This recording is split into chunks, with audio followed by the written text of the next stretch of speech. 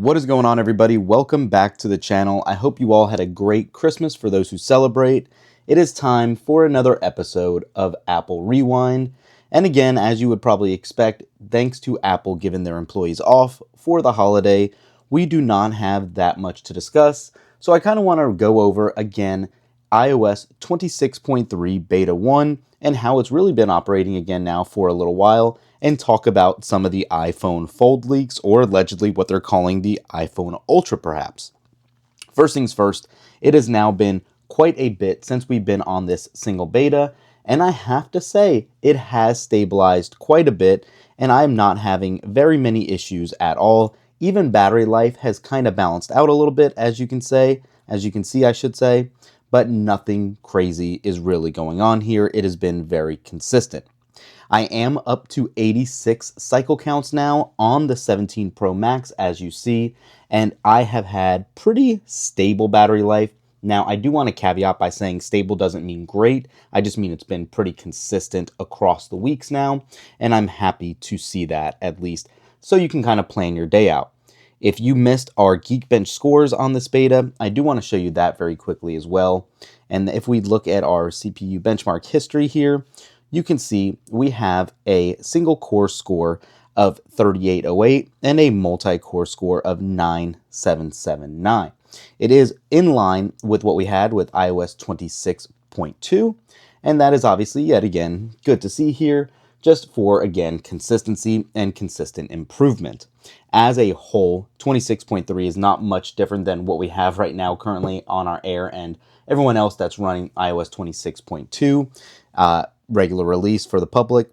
But I just wanted to let you guys know that. There are some behind the scene tweaks, but again, traditionally 0.3 releases are all bug fixes and stability improvements. As you see, performance as well, it's just as quick as everything has been. I've had no issues in that regard.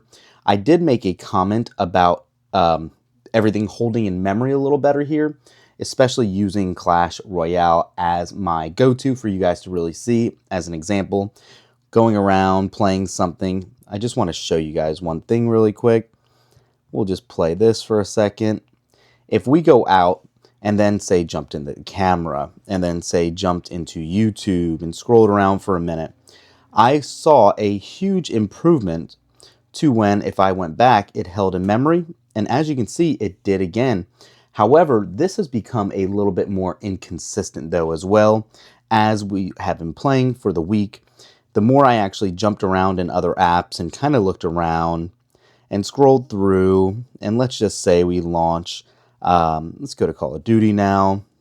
Let's just close out of that. Let's go into the Brava, and then let's go into one more app. Let's just do Govee here. Let it launch, and then let's go back to Clash. I have had some issues where it was restarting. Clearly though, here it's actually holding pretty well. So if you had RAM issues earlier, hopefully this could be a big fix in 26.3 that I don't think a lot of people are talking about. However, I have still seen inconsistencies, so I just wanted to let you guys know that. Now, more so, let's talk about when we can expect finally the next beta to come, and that should be on January 5th. That's actually the week of CES. We will not be here. We are actually going to CES this year, and I have a ton of content planned for that. So we might not have a beta 2 video, just going to depend on when this drops, but I will post something over on Twitter. Make sure to give us a follow over there, and we will get you guys knowing when it's still released if we can't record our video. Aside from that, there are some rumors now circulating with some high resolution renders for that new iPhone Fold that I'll throw up here. And this is courtesy of Front Page Tech, you know, John Prosser, who's actually getting sued by Apple right now. Clearly that didn't stop and hinder his plans here. He's still releasing these leaks, talking about some of the specs.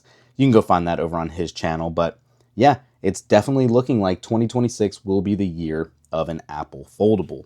So having said all that, let me know in the comments down below how iOS 26.3 is working for you if you are on the beta, or if you're still on 26.2 public release, how is battery life and performance going for you there?